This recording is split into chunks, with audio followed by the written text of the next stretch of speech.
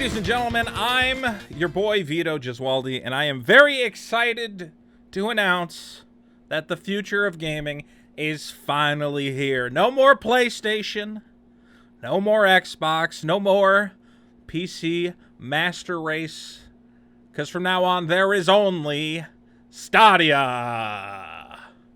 Stadia. That's a joke, because this is not gonna work, and the reviews are here, and it didn't work. For those of you who aren't aware, Google has made a video game console, but not really. The Stadia, I still don't understand it, and I'm making the video about it. I know it's $129. I'll tell you that right now. This is if I want to be a developer for the Stadia. I don't want to be a developer. Can I go to the website? God, who wants to make fucking video games for the Stadia? Not me. Let's see. The Stadia is a game console which promises you can play games wherever you are, basically. You can play the game on your TV, your laptop, even on your phone. Start a game on your TV, play it on your phone. Well, that sounds fun. That sounds great. Play instantly with one click the second you purchase a game available to play. You don't even have to install the game. It's ready to go. And it delivers up to 4K 60 FPS, the highest possible graphics. How does it do that? They don't even tell you on the front page.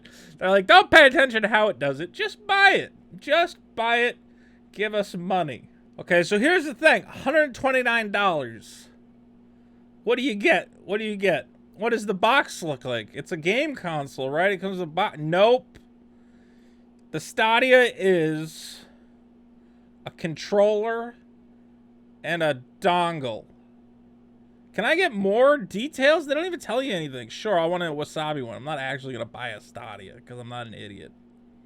Oh, that's if you want an extra controller. It's $70 for the controller? Christ on a cracker, dude. Okay. Anyway, the idea is you plug a Chromecast dongle into your TV, into whatever. I don't get it, though, because you play it anywhere. Why do you need the dongle? Isn't this the best launch of a product ever, that you have a guy trying to make a video about it and he can't even figure out what it is? This is a nightmare. Because what I'm understanding is, and you can't buy just a Chromecast Ultra, which I don't know what that normally costs. I think it's only $50 normally. I think you have to buy this stupid Stadia controller for $1.29. Okay. It's so confusing.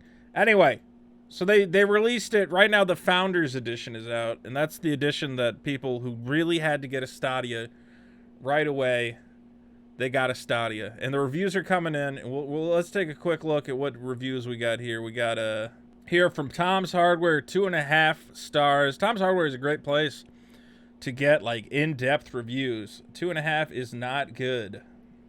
Let's see what they have to say.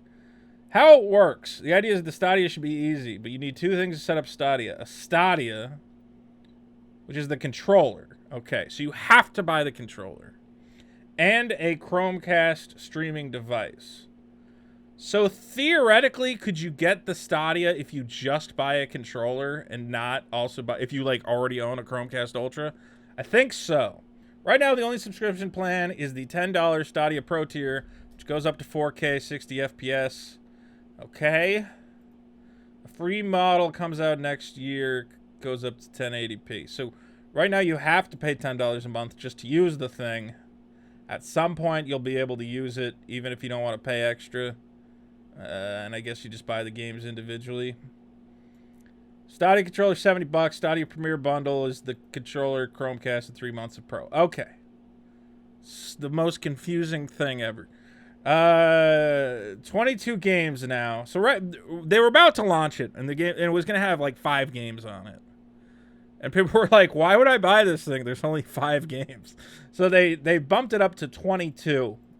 I don't know if it was 5 or 10, but they did not have a lot of games on there. At the last minute, they're like, "Okay, we got Destiny 2, Shadow of the Tomb Raider, Guilt, a Stadia exclusive, looks fantastic.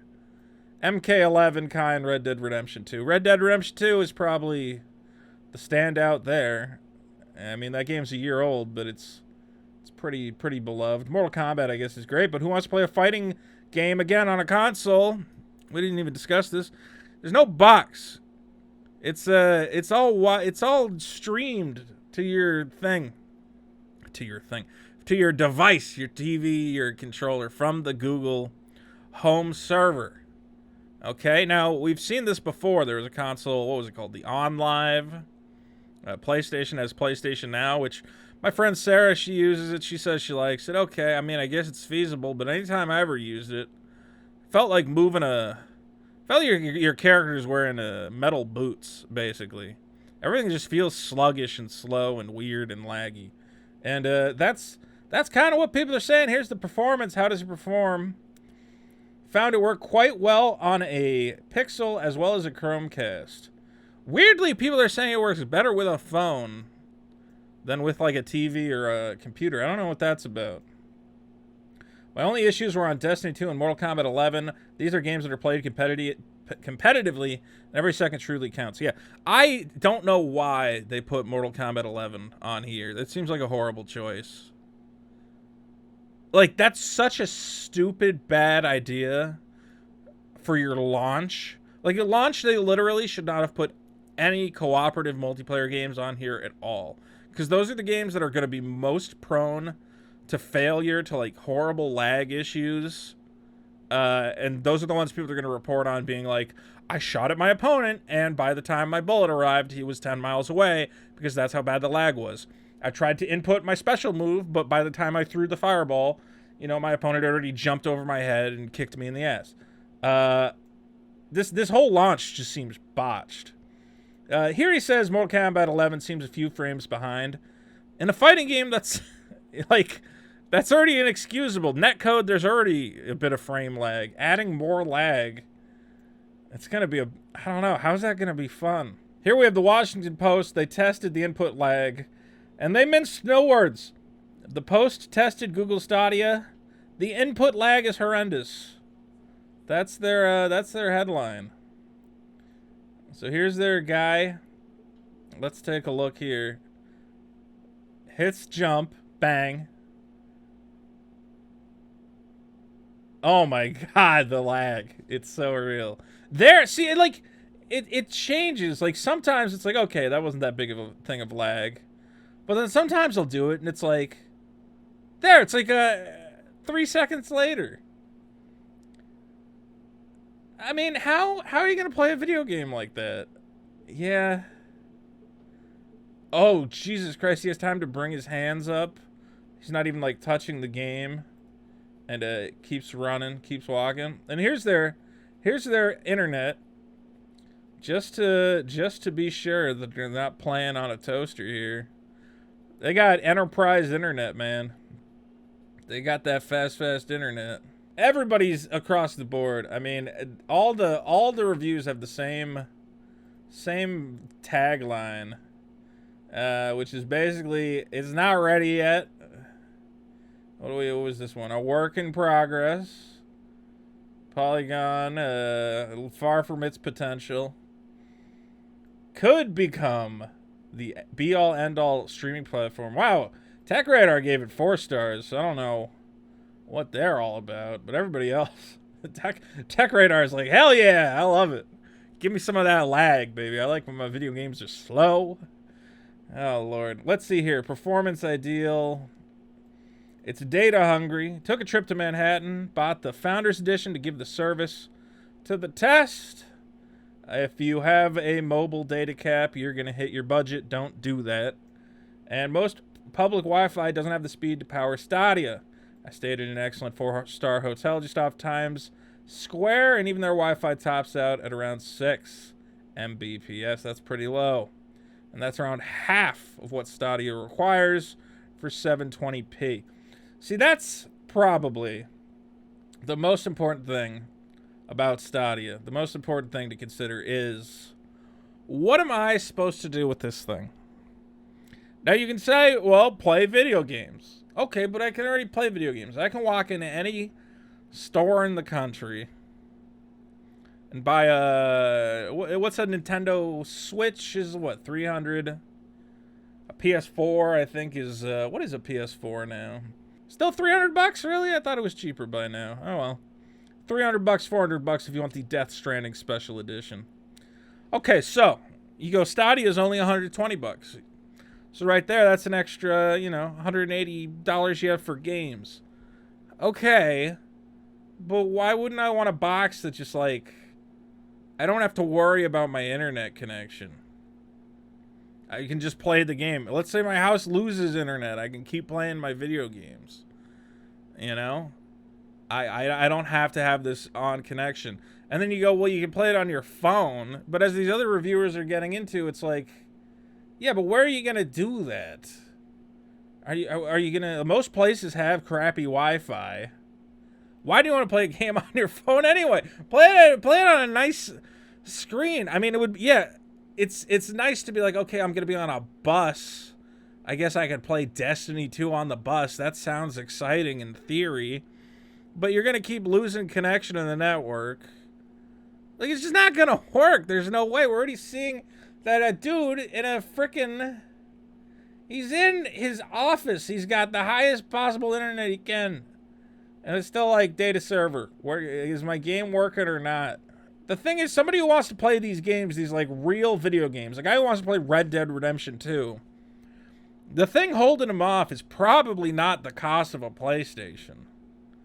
You know? I think that guy, yeah, Stadia is cheaper. Maybe it's great. I don't know. Is he good for kids? Like your 10-year-old really wants to play Red Dead Redemption, but you don't want to make the investment? But kids aren't going to buy a Stadia either because it's confusing. They haven't identified what market this is for. Is it for moms and dads buying something for little Jimmy? Is it for hardcore gamers who want to play something on the go? Like, who does this appeal to? If it was $20 and I could use any controller in my house and sign up, like if it was just a $10 subscription service and I could use my existing Xbox controller, I'd be like, okay, yeah, maybe people will be into that. But no, you still have to pay to get a Chromecast and a controller. It's still $120. It's not like a free service or something. I don't know, man. I don't get what it is. I don't get what it's for. It's got 20 games. Oh boy, 20 games. Here's the list of games. Let's see. These games are ancient. Wolfenstein Youngblood, so bad. To be fair, I played the Switch version, and that was the worst. I stopped playing that game after about an hour, and I regretted that I was unable to return it. Trials, okay. Rage 2. Aren't these games all old? Final Fantasy 15, that's like 4 years old at this point, isn't it? When did Final Fantasy 15 come out? It's ancient. Tomb Raider 2013. Oh, great. I pay $120, and then on top of the 100, and then let's be clear, do you get the games? I think you have to buy the games, right? It's not like you just get them. Here, this took forever to find. Here's how much games cost on Stadia. You'll get a discount on select titles with a Stadia Pro subscription. And right now, if you buy the $129 controller, you get 3 months of Stadia Pro, which will then become $10 a month. Just to play the games in 4K. That's what you need Stadia Pro for. Otherwise, this is so convoluted. You can just not pay for it anymore, and you can only stream games in 1080p. Right? Did I understand it finally? Okay. Now, I think, do you get a game if you buy it or no? I don't think you get a game. This is the worst. Okay, so you buy the thing for $129, and then, okay, Assassin's Creed Odyssey is $30. Yay. Mortal Kombat 11, $42 to play a laggy Mortal Kombat 11. They're all full price, $60. Red Dead Redemption, but you don't own anything. You're buying access to the server. You don't own the game. Oh God. Here's the thing. Here's a very important thing. Are you really gonna be the dumbass motherfucker who buys all these $60 Stadia games? And then 4 years from now, StadiaCountdown.com tells you, oh, by the way, Stadia's gone. It's over. They're shutting down the servers. And you go, what about all that money I spent on games? You go, that's funny. That was a fun joke. Yeah, you don't get that back. Yeah, sorry. I hope you enjoyed the games when you bought them. Should have bought them on Steam. Should have bought the disc for your PlayStation. They're gone. It's such a risk to get a Stadia, and they want you to pay full price for the games. It would be one thing if the games, if it was like, all right, $20 for Red Dead Redemption. I'd be like, all right, I kind of get it. You can get the games cheaper, you know, because you're not really owning them. You're streaming them from a data center. Maybe there's something there. But instead, you're taking a risk on what seems like the stupidest thing in the world. I don't get it. Destiny 2's free. You get a free Destiny 2. Isn't that game $10? Well, it's free here, so you save $10. Final Fantasy 15, which right now I can get a GameStop for probably $14.99. That game's been out forever. It's only $30 on Stadia. Oh God. And then what would be the point? What is the why would you get the Ultimate Edition? You don't own it. What has it got? More DLC, more cowboy costumes? This is a nightmare. This is a nightmare. Not ready for prime time, says GameStop. Not ready for prime time. Again, I don't understand this game streaming technology. It's never worked, not once. Okay? It's doable. I have a PlayStation Vita. It has the ability I can stream games from my PS4 to my Vita. I rarely use it at all. Why? Because even when the connection is literally one room across from my office to my bedroom, I'll still get into situations where just it loses connection, starts to lag, something's wrong with the router, whatever else. You want me to stream from a Google data center and you're telling me you're going to fix that? And it's going to give me 4K resolution or whatever. It doesn't make sense to me. How is it possible? It just can't be. God bless you, Google. If you somehow figure out a way to get rid of the lag and whatever else for these things and make it so I can somehow be in the middle of downtown LA and just burst out my phone and start playing the latest game, great, go nuts. But the technology is not there. I don't know why you released this now. It's clearly not ready. Maybe you should have waited another 2 years. Did you need to stress test it and have a bunch of guinea pig consumers to be your beta testers? If you buy this thing right now, I hate to say it, you're a beta tester. You're an unpaid beta tester. You're getting paid to test. It's not a complete product. It's not ready to go. And it costs so much money. $60 you want for a game I will never own. And that will probably be gone in 4 years when this thing goes down the tubes. I don't know, man. I'm not sold on the Stadia. I wish you guys the best of luck, but I don't think you're going to make this thing work. Ladies and gentlemen, thanks for watching. If you have a Stadia, please tell me about it. Did you really go out and buy these Founders Edition Stadia? You had to be on the cutting edge of playing games that are 2 years old, except now you get to stream them, so it's different for some reason. It's not even like a new game or something that would make this exciting. I don't understand. We got more cool videos coming soon. Don't forget to like and subscribe. Peace and love in 2019. And take care of yourself. Don't buy a Stadia. You don't need one. It's stupid.